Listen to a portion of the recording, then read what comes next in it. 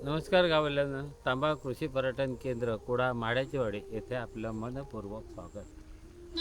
गावल्यांना कोकणामध्ये वेगवेगळी शेती केली जाते. वेगवेगळ्या शेतीतनं वेगवेगळं आपल्याला बोध मिळतो. पूर्वीच्या काळी आपले शेतकरी पोरसुकरी किंवा त्याला परडा म्हणत. परडा म्हणजे काय? गावठी मिरचीचं आव्हान तयार करणं आणि ते परत लावणं, त्याचबरोबर वाली घालणं, अधिक बरोबर काही लोक मका घालाय, म्हणजे वेगवेगळे आंतरपिकं घेऊन तो पोरसो तयार करायचे. या ठिकाणी आम्ही गावठी मिरचीचं एक आव्हान लावलेलं असा, आणि ह्या आव्हान लावल्यानंतर शेतकऱ्याला ती गावठी मिरचीचं उत्पन्न घेण्यासाठी किती त्रास करावा लागतो, किती कष्ट करावे लागतात, तर त्याच्यातनं उत्पन्न मिळतं. त्याची देखभाल करावी लागते, त्याचं जतन करावं लागतं, त्याच्यासाठी पाण्याचं योग्य प्रकारे नियोजन करावं लागतं. आज बघा, ही इथे मिरची आहे बघा, त्या ठिकाणी मिरची आहे. ही मिरची आम्ही साफ केली. याच्यामध्ये इतक्या करड असतात की कोकणामध्ये करडाक तर सांगत नको, भरपूरच असतात. ह्या करड असतात, हे बघा, ह्या करड इतक्या अशा प्रकारचे झाड असतात बघा. ह्या करड जोपर्यंत काढत नाही, मग तर त्याप्रमाणे मगाशी बघितलं त्या वाप्याप्रमाणे मिरचीचं आव्हान पोचणार नाही. आता ही गावठी मिरची कोकणात मोठ्या प्रमाणात करतात, कारण त्याला चव चांगली असते केवढी, एवढे बोठा एवढीच मिरची असते, पण तिची चव चांगली असते.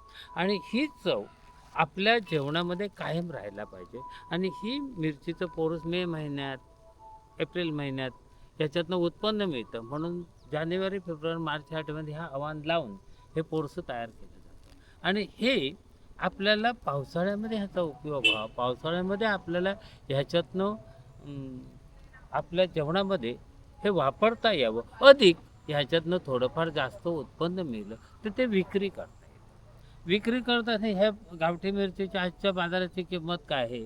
700 ते 800 रुपये किलो. पण हे 800 रुपये जेव्हा आम्हाला मिळणार, ते कधी मिळणार? याच्यासाठी आम्हाला मेहनत घ्यावी लागणार, त्याचं जतन करावं लागणार. आणि हे जतन करत असताना आता हे बघा, इकडे नळणी आमचे चालू आहे. ह्याच्यातनं काय होतं की आजूबाजूच्या लोकांना रोजगारसुद्धा मिळतो. म्हणून आम्ही दरवर्षी हे लावतो. म्हणून मी तुम्हाला ह्याच्यातलं जास्त काही सांगत नाही, कारण तुम्ही प्रत्येकजण ह्याच्यात काही नाही काही बोध घेतलेलाच असणार.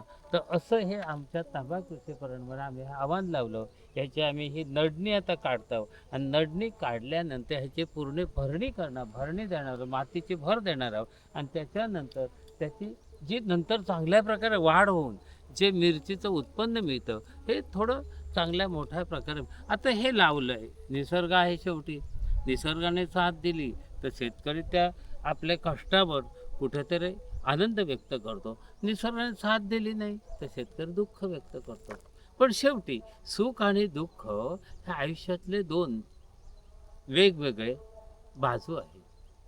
आणि हेच बाजू शेतकरी कधीच विचार करत नाही. कधी शेतकऱ्याकडे कोकणात आलाय तो अगदी भरभरून प्रेम देतो.